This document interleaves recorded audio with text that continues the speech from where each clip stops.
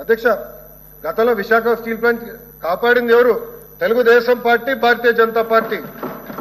ఆనాడు చంద్రబాబు నాయుడు గారు ముఖ్యమంత్రిగా ఉంటే ప్రధానమంత్రిగా వాజ్పేయి గారు ఉన్నారు అధ్యక్ష. ఆ రోజు సుమారుగా 1350 కోట్ల రూపాయలు 1998లోనే ఆనాడు డబ్బులు కేటాయించి విశాఖ ఉక్కు ప్రైవేటీకరణ జరగకుండా మేము కాపాడుకున్నాం అధ్యక్ష. ట్రాక్ రికార్డ్ మాకు ఉంది అధ్యక్ష. కాపాడాల్సిన బాధ్యత కూడా మా పైన ఉందని మాకు బాగా తెలుసు. 2024లో కూటమి ప్రభుత్వం ఏర్పడిన తర్వాత మేము అందరం చర్చించాం. నేనే స్వయంగా విశాఖపట్నంలో ఎమ్మెల్యేలతో మీటింగ్ పెట్టుకున్నాం, ఎంపీ గారితో కూడా కూర్చున్నాం, బీజేపీ నాయకులతో కూడా మేము మాట్లాడాం. ఏం చేస్తే బాగుంటుంది, ఎలా చేస్తే బాగుంటుంది. ఎందుకంటే దేశవ్యాప్తంగా ఒక నిర్ణయం తీసుకుంది కేంద్ర ప్రభుత్వం, ఆంధ్ర రాష్ట్రానికి ఎగ్జంప్షన్ వస్తుందా అని చర్చించాం అధ్యక్ష. కానీ డబుల్ ఇంజిన్ సర్కార్ ఉంది కనుకనే ఆంధ్ర రాష్ట్రానికి ఎగ్జంప్షన్ వచ్చింది అధ్యక్ష.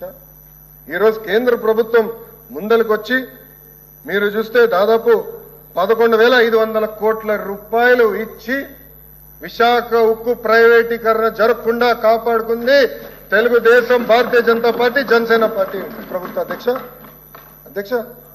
ఈ యొక్క ప్రోగ్రాం కోసం గౌరవ ముఖ్యమంత్రి గారు ప్రధానమంత్రి గారిని కలిశారు అధ్యక్ష.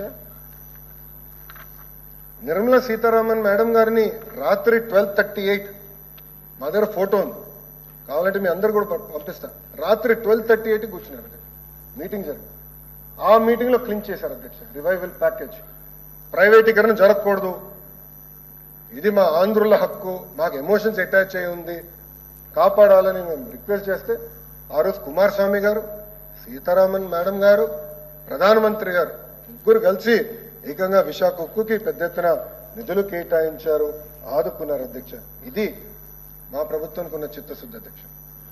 మేము ఎప్పుడు ఢిల్లీకి వెళ్ళినా ఆంధ్ర రాష్ట్రం గురించి అడగంగా తప్ప సొంత ప్రయోజనాలు, సొంత కేసులు అవి మాఫీ చేసడానికి ఏనాడు మేము ఢిల్లీ గడపలు తొక్కలేదు అధ్యక్ష.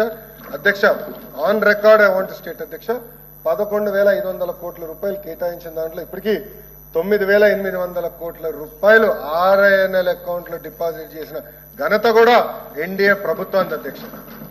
ఏదో మాటలు కాదు, ఏదో జియో ఇచ్చేసి చేతులు దులుపుకుంటాం కాదు, డబ్బులు ఇచ్చాం, రివైవ్ కూడా చేశాం అధ్యక్ష. గత ప్రభుత్వం అంటే వైకాపా అధికారంలో ఉన్నప్పుడు ఒకే ఒక ఫర్నెస్ నడిచేది అధ్యక్ష, ఓన్లీ 1 ఫర్నెస్.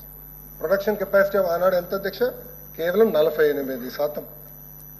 సుమారుగా 25,000 కోట్ల అప్పు ఉండేది అధ్యక్ష.